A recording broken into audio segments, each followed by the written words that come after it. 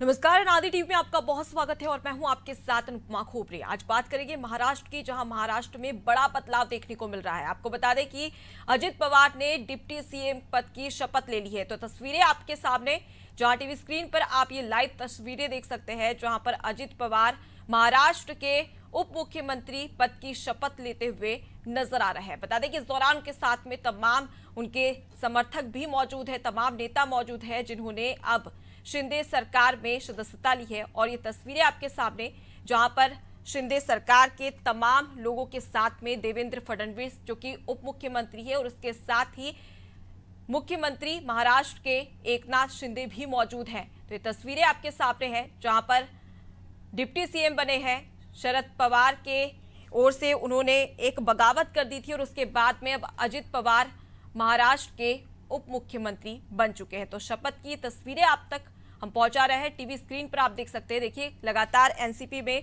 बगावत की बात सामने आ रही थी, जहां पर अजित पवार ने शरद पवार के साथ में कई सारी बातें की थी, बैठक भी की थी। उसके बाद में उन्होंने साफ तौर पर कई सारी नाराजगी भी जाहिर की थी और नाराजगी के चलते उन्होंने अपने तमाम जो समर्थक नेता थे उनके साथ में अब शिंदे सरकार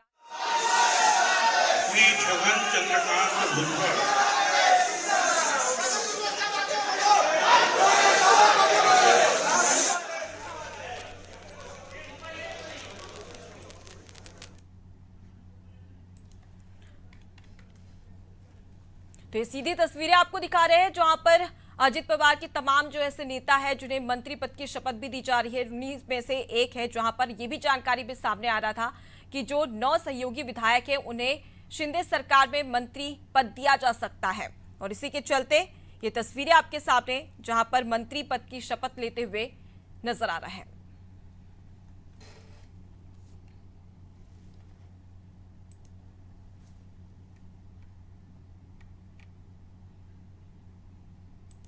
तो आपको बता दें कि वरिष्ठ नेता छगन भुजबल और पार्टी की कार्यकारी अध्यक्ष सुप्रिया सुले भी मौजूद है, जहां पर उनके तमाम जो अजित पवार के समर्थक हैं, नेता हैं, वो भी मंत्री पद की शपथ लेते हुए नजर आ रहे हैं। तो तस्वीरें आपके सामने हैं, जहां पर अजित पवार ने डिप्टी सीएम की शपथ ली है और उसके बाद में उनके जो नेता है वो मंत्री पद की शपथ लेते हुए दिखाई दे रहे हैं।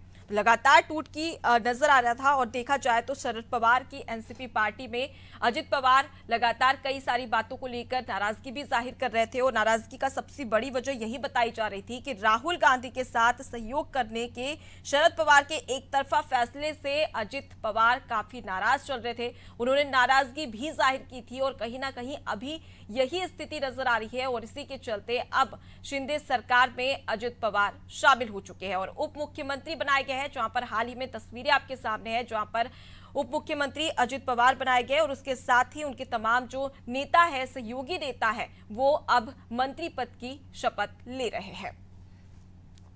तो देखिए, कहीं ना कहीं अब बीजेपी को इसका बड़ा फायदा होता नजर आ रहा है। हाल ही में देखा था कि एकनाथ शिंदे शिवसेना में टूट नजर आई थी और इसी का फायदा बीजेपी को मिला था और इसी के चलते बीजेपी की सरकार बन गई थी। और अब एक बार फिर से बीजेपी यहां पर लगातार परिपक्व होती नजर आ रही है। तस्वीरें आपके सामने हैं, जहां पर कहीं ना कहीं अब बीजेपी को महाराष्ट्र में एक बड़ी उपलब्धि कही जा सकती है जो मिली है, क्योंकि अब अजित पवार भी बीजेपी में शामिल हो गए हैं और ऐसे में उनके जो तमाम दिग्गज नेता है वो भी अब मंत्री पद की शपथ लेते हुए नजर आ रहा है।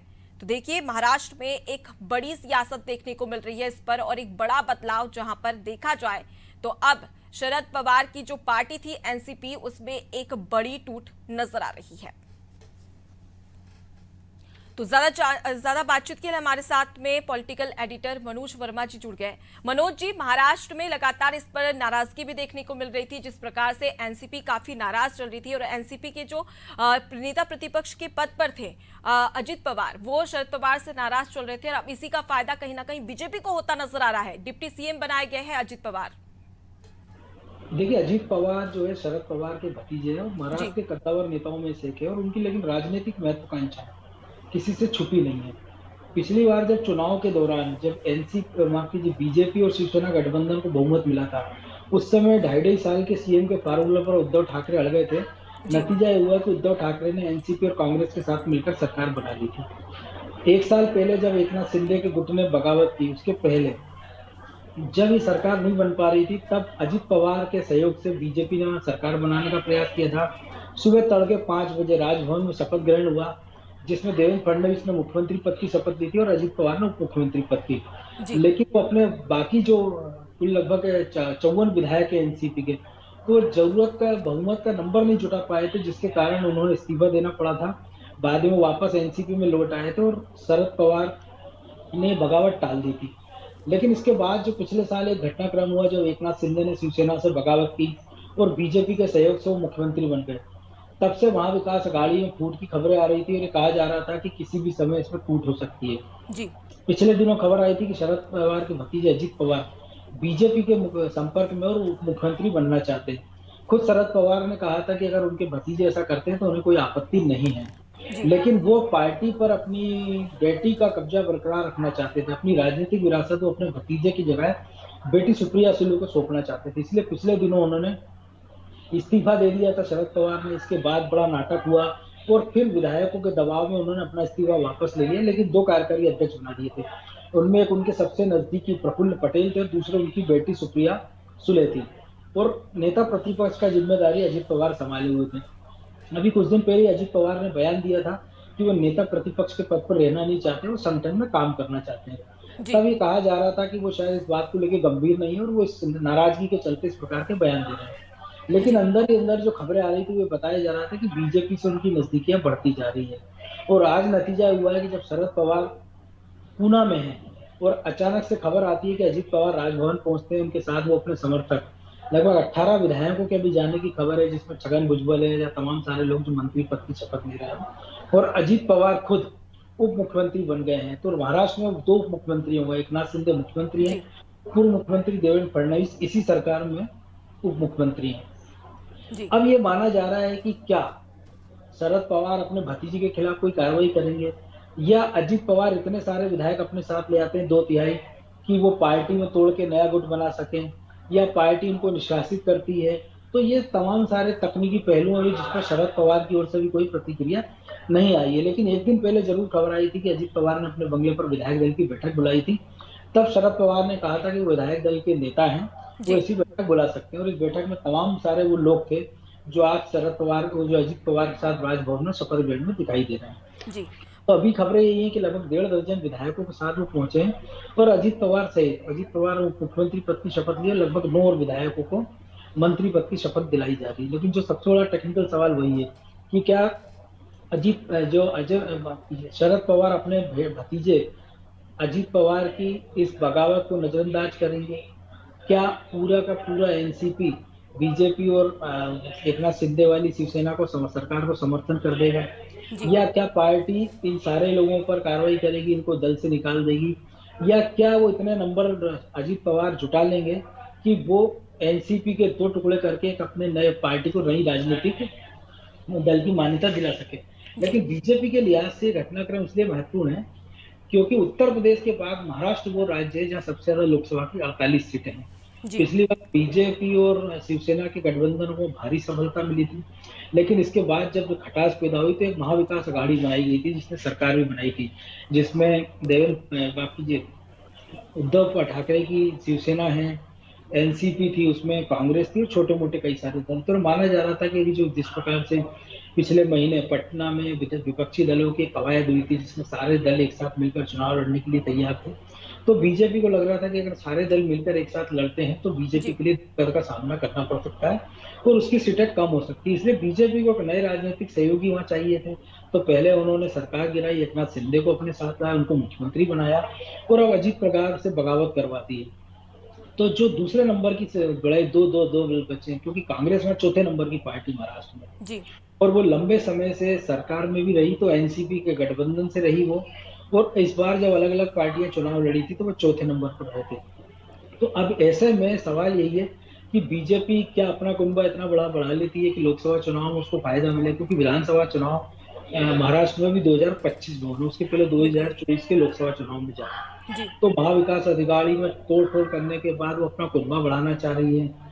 वो कई सारे ऐसे छोटे राजनीतिक दलों को भी जोड़ रही है और इसके बाद अब बीजेपी की नजर जो बीएमसी के चुनाव होना है, जो कि बीएमसी का जो बजट है वो कई सारे छोटों के राज्यों से ज्यादा है और उस पर शिवसेना लंबे समय से बरकरार है। पिछली बार भी बीजेपी को वहाँ सीटें ज्यादा, पार्षद जीते थे, लेकिन बीजेपी ने यह पद, महापौर का पद उनके लिए छोड़ दिया था। लेकिन बीजेपी इस बार कोई रियायत देने के मूड में नहीं है, क्योंकि उनको पता है कि आर्थिक स्रोत पार्टी के चलाने के लिए बीएमसी एक बहुत बड़ा जरिया है। तो इसमें पार्टी को सारे स्रोत खत्म करना भी चाहती है, और वो एक तरह से कह सकते हैं कि उद्धव ठाकरे की शिवसेना को सबक सिखाना चाहती है, और शरद पवार की एनसीपी को, कि उनको जी एक तरह से तहस नहस करना चाहती है। और वो चाहती है कि महाराष्ट्र की राजनीति में सबसे बड़ा दल बीजेपी है, उसका वर्चस्व है, और उसके लिए वो किसी हद तक जाने को तैयार है। जी क्योंकि हमने देखा कि इसके बाद एक बड़ा राज्य बसता है पश्चिम बंगाल। हालांकि वहाँ जो कांग्रेस है और कम्युनिस्ट पार्टी है वो जीरो की स्थिति में है। लोकसभा में जरूर उनके सदस्य हैं कांग्रेस के, लेकिन विधानसभा चुनाव में उनको करारी हार का सामना करना पड़ा था। दोनों दल साथ मिलकर लड़े थे, इसके बाद भी कांग्रेस का खाता नहीं खुला था। तो बीजेपी उत्तर प्रदेश में अपना किला मजबूत करना चाहती है, महाराष्ट्र में अपना किला मजबूत करना चाहती है।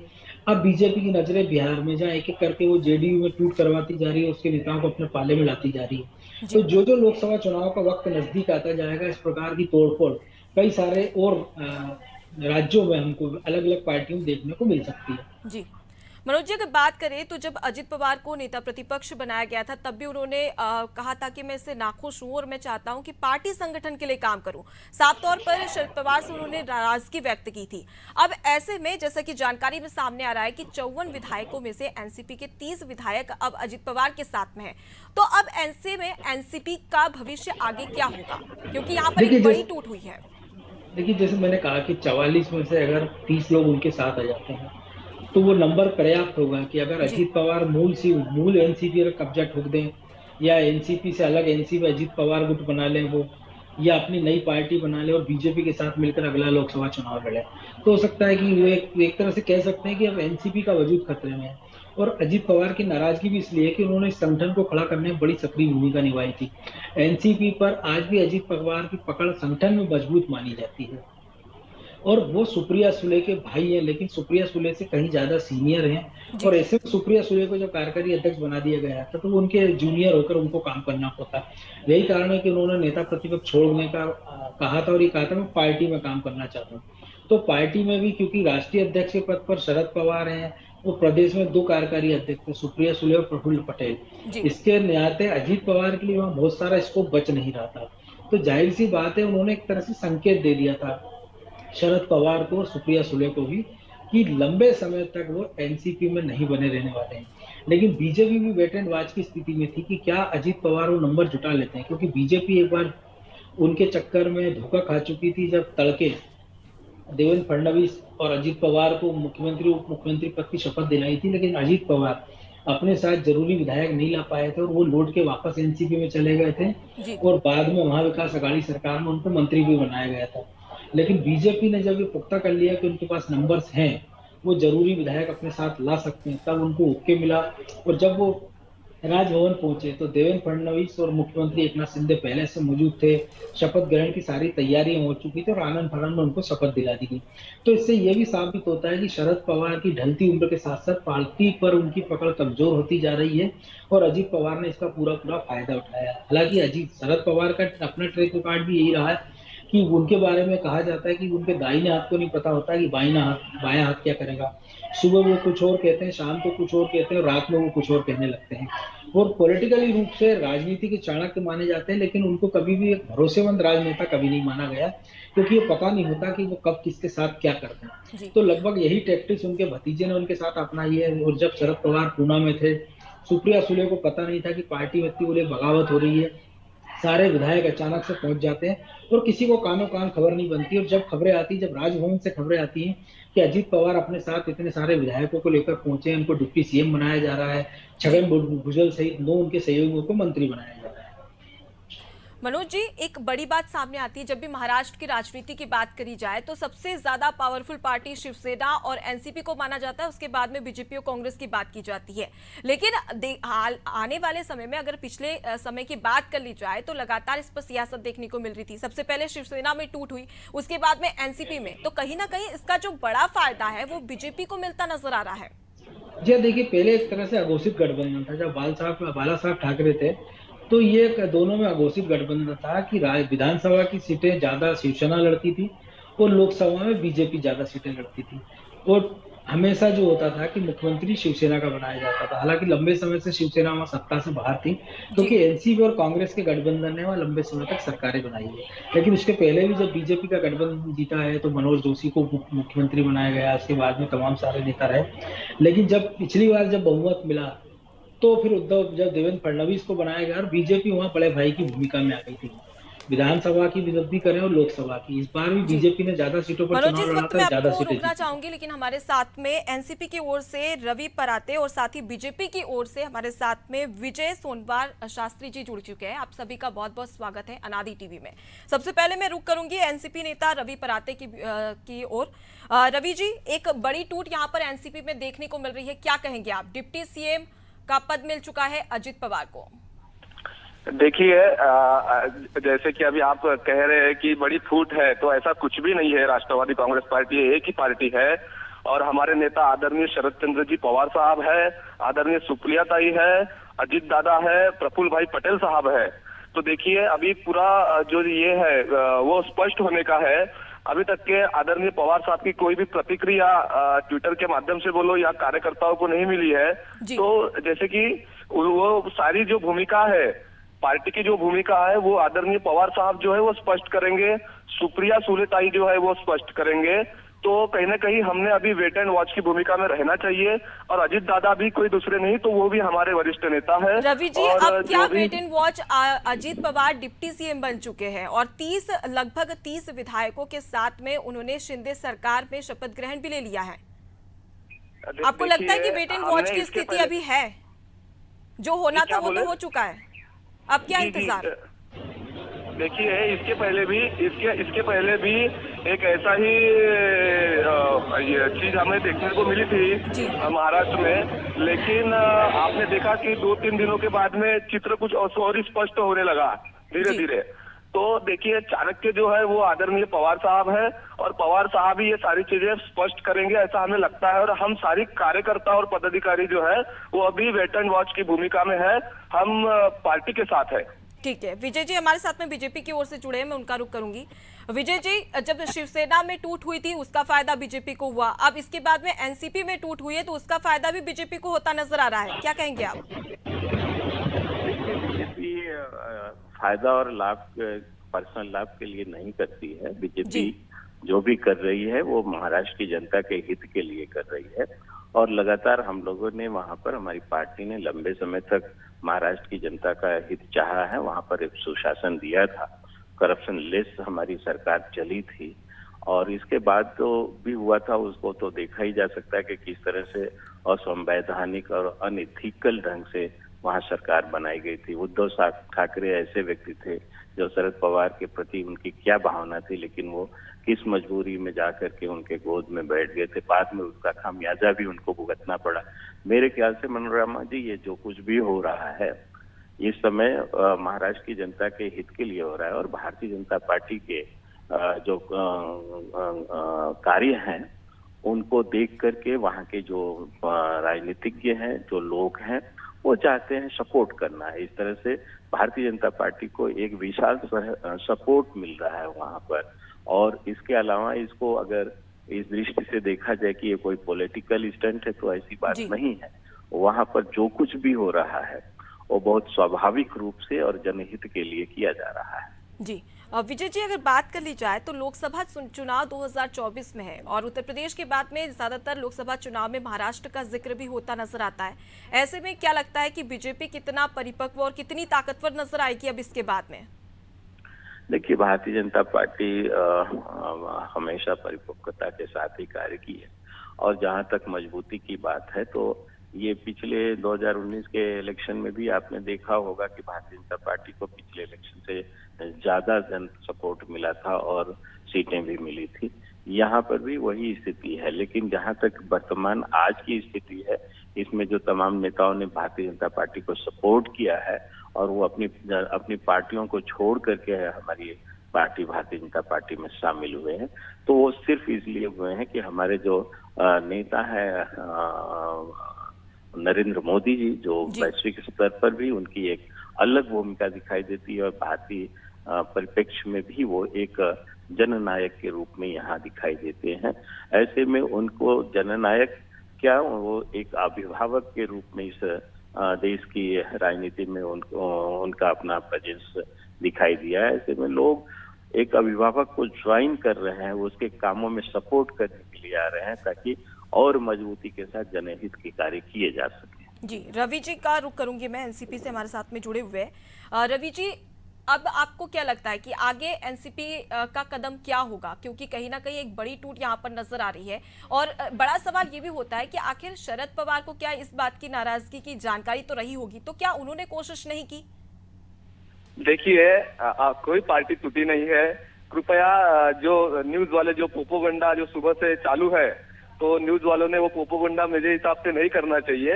ऐसा है कि आदरणीय रवि पवार जी, मैं साहब ने आपको बता दूं कि जैसे कि मैं सुनिए मैं आपको बता दूं कि अजित पवार ने डिप्टी सीएम की शपथ ले ली है। हाँ, ले ली है शपथ। फिर भी आप कह रहे हैं कि एनसीपी में कोई टूट नहीं हुई है। स्पष्ट कोई फूट नहीं हुई है एनसीपी में। देखिए, सारी जो भूमिका है वो आदरणीय शरद पवार साहब जो है वो मुझे लगता है कि शाम तक सारी भूमिका स्पष्ट कर देंगे।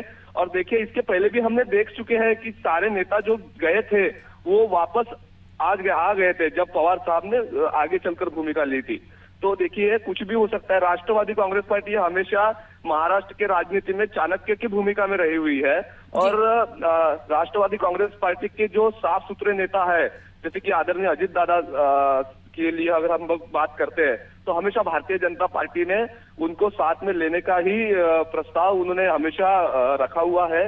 लेकिन ऐसा है कि अभी जो भी चीजें अभी चल रही है सुबह से, ये सारी भूमिका जो है वो आदरणीय पवार साहब शाम तक हमें लगता है कि स्पष्ट कर देंगे। जी, मनोज जी हमारे साथ में जुड़े हुए हैं, हमारे पॉलिटिकल एडिटर हैं। मनोज जी, जिस प्रकार से आपने भी सुना कि रवि जी ने जो प्रतिक्रिया दी है, उसे लेकर आप क्या कहना चाहेंगे कि आखिर अगला कदम अब इसके बाद में क्या हो सकता है? देखिए, जैसे मैंने कहा कि आधे विधायक अजीत पवार के साथ में, अब शरद पवार अब से कुछ देर बाद पूना में एक प्रेस कॉन्फ्रेंस करने वाले हैं पुणे में, और सुप्रिया सुले भी मुंबई से पुणे के लिए रवाना हो गई है। अब शरद पवार का क्या बयान आता है, इस पर सबकी नजर होगी कि जैसे मैंने कहा कि या तो वो अगर उनको पार्टी से निकाल देते हैं, तो भी अगर वो नया दल बनाते हैं तो 2/3 वो चाहिए उनको सदस्यता, जो कुल संख्या है, नहीं तो अयोग्य घोषित हो सकते हैं। तो कुल मिलाकर अब शरद पवार के जो बयान आता है कि क्या, जो अभी जो रवि जी कह रहे थे कि शरद पवार की जानकारी में हुआ, लेकिन ऐसा संभव नहीं है, क्योंकि अगर ऐसा होता तो पूरी की पूरी पार्टी समर्थन कर देती, लेकिन ऐसा होता नजर आ नहीं रहा है। तो अब से कुछ समय बाद शरद पवार का क्या बयान आता है, वो क्या रिएक्शन देते हैं, हो सकता है वो लीगल ओपिनियन ले रहे होंगे कि आगे की वो क्या कार्रवाई कर सकते हैं।